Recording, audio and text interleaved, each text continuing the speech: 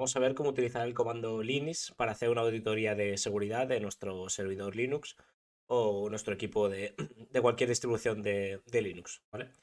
Lo primero, nada, instalamos el comando,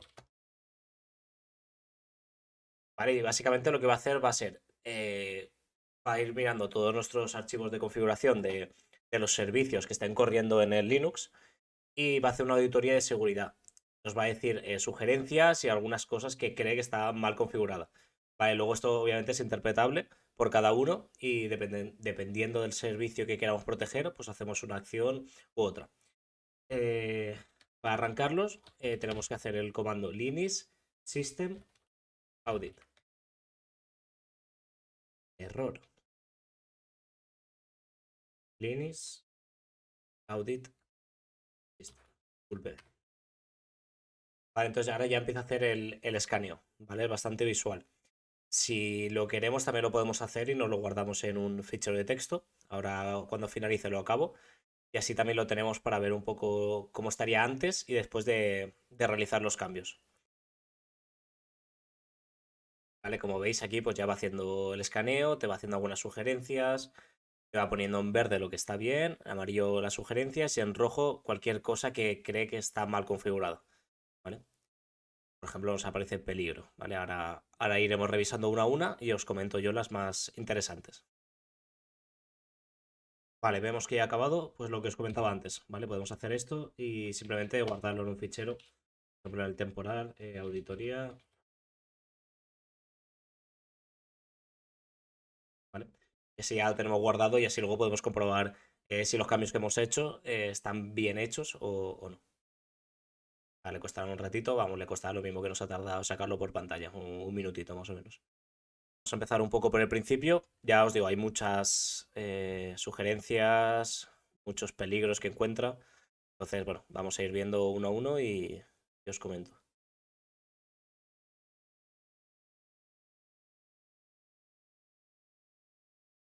Vale, por ejemplo, estos 6, en principio estos paquetes siempre aparecen si no hemos hecho ninguna instalación aparte, ¿vale? De aquí el más interesante que veo es el file to ban. El resto, bueno, son algunos, por ejemplo, el net restart simplemente te comenta, te sugiere que tienes que reiniciar el servidor cuando ve que hay alguna acción por hacer, pero tampoco es prioritario. Es decir, si no reiniciamos cuando lo pide, tampoco pasa nada, ¿vale? apt list books, por ejemplo, lo que hace es, antes de actualizar los paquetes, te dice si hay algún bug al actualizar o puedes tener algún error. Entonces, si tenemos algún servidor en producción, sí que podría ser interesante, ¿vale? Y el file to ban, que yo sí que veo que es necesario, lo que hace es va registrando todos los inicios de SSH y le podemos poner políticas. Le podemos poner rollo, si intenta acceder 3 veces, cogemos esa IP, la ponemos en una blacklist y denegamos el servicio. ¿Vale? Bueno, realmente funciona para todo, cualquier tipo de servicio, ya pueda ser Apache, SH, Postgres, para incluso enviarte un correo de si alguien ha intentado entrar en tu sistema. Entonces, bastante interesante.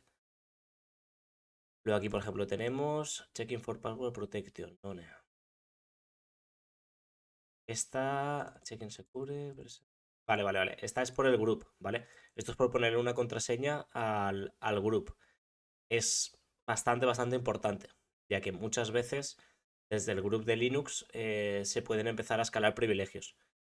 No recuerdo mal, en Debian o no, en Ubuntu, directamente desde el group podías crearte un usuario y ponerle la contraseña y con sudo. O sea, tenías todos los privilegios. Entonces, esta es bastante interesante. Luego tenemos kernel, que de normal te aparece si hace falta actualizarlo, ¿vale? O si ya hay una versión nueva, entonces te aparecerá aquí en el botón si es necesario el reinicio, te aparecerá que sí, ¿vale? De normal, con el tema del kernel, siempre es mejor tenerlo actualizado, ¿vale? Siempre que podamos. Luego vamos aquí, usuarios, grupo y autenticación. Vale, siempre nos aparece de normal el permiso del etc sudoers, ¿vale? Que aquí es donde podemos poner qué usuarios requieren el sudo o si alguno puede aumentar de privilegios con sudo sin poner la contraseña, ¿vale? De normal viene por defecto que tiene permisos el, el grupo otros, ¿vale? Entonces luego vemos cómo lo podemos eliminar esto. Quitar este permiso y que solo tenga para el de sudo o el que esté dentro del grupo sudo. Luego aquí en File Systems, por ejemplo, también nos aparece alguna aplicación o un paquete para chequear que los ficheros no están corruptos, ¿vale? Pero claro, ya os digo, esto depende del servicio que tenga o del servicio que tenga cada, cada Linux o lo que tú quieras proteger. Vale, como veis, alguno, por ejemplo, como email, no tenemos ningún SMTP configurado, pues no nos aparece nada.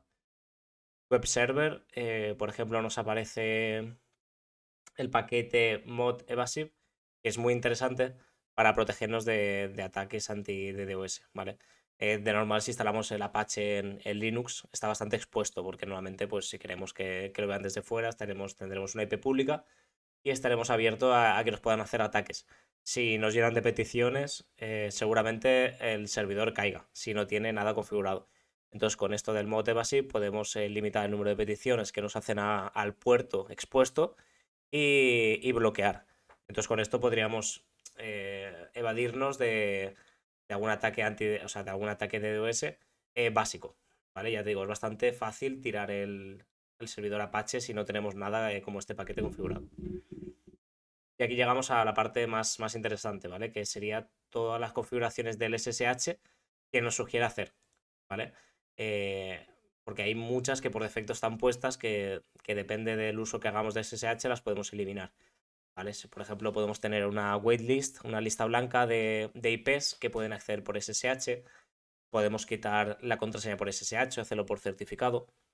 El número de sesiones al mismo tiempo. Si solo vamos a acceder nosotros, ¿para qué vamos a tener más sesiones abiertas? Si necesitamos que haya un grupo, o sea, varias personas que accedan por SSH, a lo mejor sí que nos interesa tenerlo. El número de intentos, ¿vale? Es bastante interesante. Por ejemplo, el puerto, que de normal es el 22, es muy de normal, todos los ataques que hacen pues van directamente al puerto 22 y si no, pues te hacen un Nmap, escanean los puertos y ven por dónde puede estar el SSH. Pero bueno, si cambiamos el puerto del 22 a otro, ya nos aseguramos que muchísimos ataques no los recibimos. Por ejemplo, el X11 forwarding, esto lo que nos hace es que desde el SSH, o sea, yo me conecto por SSH a una máquina y puedo ejecutar aplicaciones con interfaz gráfica, ¿vale? Entonces esto es bastante importante tenerlo desactivado. Luego, por ejemplo, en los logs, no sé si me aparece aquí, sí, log level, ¿vale? Normalmente está configurado por defecto que no nos aparecen los intentos de inicio de sesión por SSH. Entonces esto tenemos que cambiarlo sí o sí. Y así podemos ver en el log del SSH qué usuarios, o sea, desde qué IP nos han intentado iniciar sesión, con qué usuarios han probado, si han conseguido entrar. Entonces esto es bastante importante.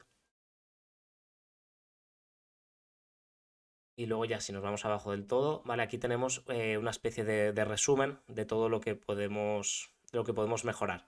Vale, ya te digo, esto es, cada uno lo va a hacer de una manera. Entonces tienes que leer todas las vulnerabilidades que tienes y analizar cuáles son para ti las más importantes, de cuáles te puedes proteger, de cuál no puedes hacer ningún cambio, ¿vale?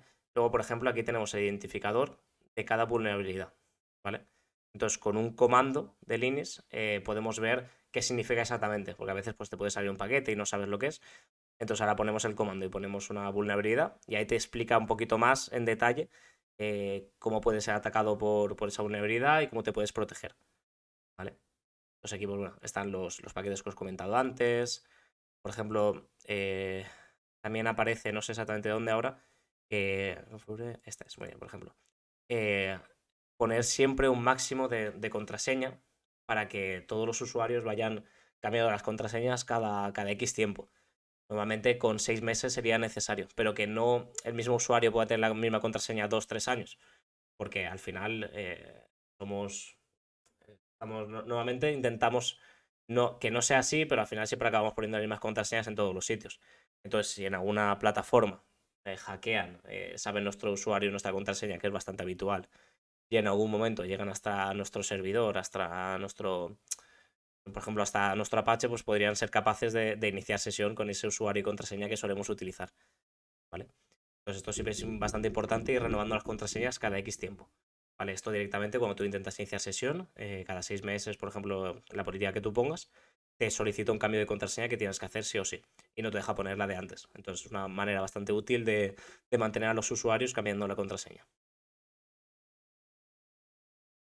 ¿vale? Y aquí, por ejemplo, te pone exactamente lo que tienes que cambiar en el fichero ssh config para tenerlo un poquito más seguro, ¿vale? Esto, por ejemplo, lo que os comentaba, el log level, pues lo tienes que cambiar. Te aparece info, pues tienes que ponerle verbose.